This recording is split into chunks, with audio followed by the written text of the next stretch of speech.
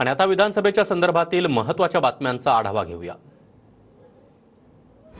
6 किंवा 10 ऑक्टोबरला निवडणुकीच्या तारखा जाहीर होतील आणि 15 ते 20 नोव्हेंबरला निवडणूक पार पडतील। शरद पवार यांचं विधानसभा निवडणुकी संदर्भात मोठं वक्तव्य। 6 ते 10 दरम्यान ते तारखा जाहीर होतील। हे 15 ते 20 नोव्हेंबर या तारखेच्या आसपास मतदान याची तारीख ही नक्की ठरण्याची शक्यता आहे। महाविकास आघाडीत 3 जणांना उमेदवार निवडण्याचा अधिकार दिलाय। त्यानुसार संजय राऊत, नाना पटोले आणि जयंत पाटील उमेदवार निवडतील, शरद पवार यांची माहिती। पितृपक्षानंतर जागा वाटपाची चर्चा होईल। चर्चेनंतर बऱ्याचशा गोष्टी फायनल होतील। महाविकास आघाडीच्या जागा वाटपासंदर्भात जयंत पाटील यांची माहिती। पंधरवडा झाल्यानंतर होण्याची आमची चर्चा आहे उद्या परवा। त्या चर्चेनंतर बहुतेक काही बऱ्याचशा गोष्टी फायनल होतील। केंद्रीय गृहमंत्री अमित शहा यांच्या उपस्थितीमध्ये भाजपचा मुंबईत मेळावा। 1 ऑक्टोबरला दादरच्या योगी सभागृहात मेळाव्याचं आयोजन।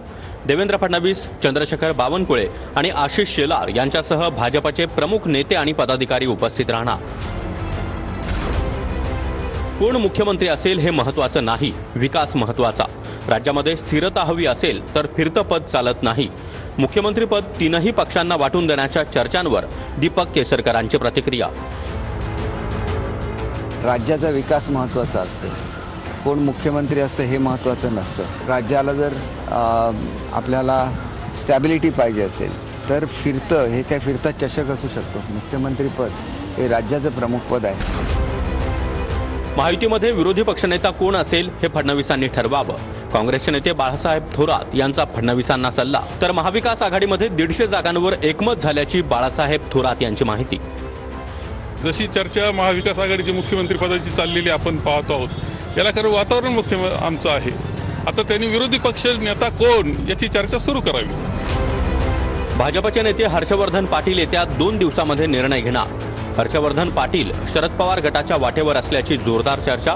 तर दुसरीकडे हर्षवर्धन पाटलांच्या पवार गटातील प्रवेशाला स्थानिक राष्ट्रवादी काँग्रेस पवार गटाच्या कार्यकर्त्यांचा जोरदार विरोध, सूत्रांची माहिती। इंदापूर विधानसभेसाठी आज गोविंद बागेत पवार गटाची बैठक पार पडली। पक्षातील कार्यकर्त्यालाच उमेदवारी द्या। बैठकीमध्ये स्थानिक नेत्यांची मागणी, बाहेरच्या उमेदवाराला मतदान न करण्याचा कार्यकर्त्यांचा सूर। पक्षानं सांगितल्यास विधानसभा आणि लोकसभाही लढवेल। नेतृत्व जो निर्णय घेईल ते मान्य, माजी खासदार प्रताप पाटील चिखलीकर यांचं वक्तव्य।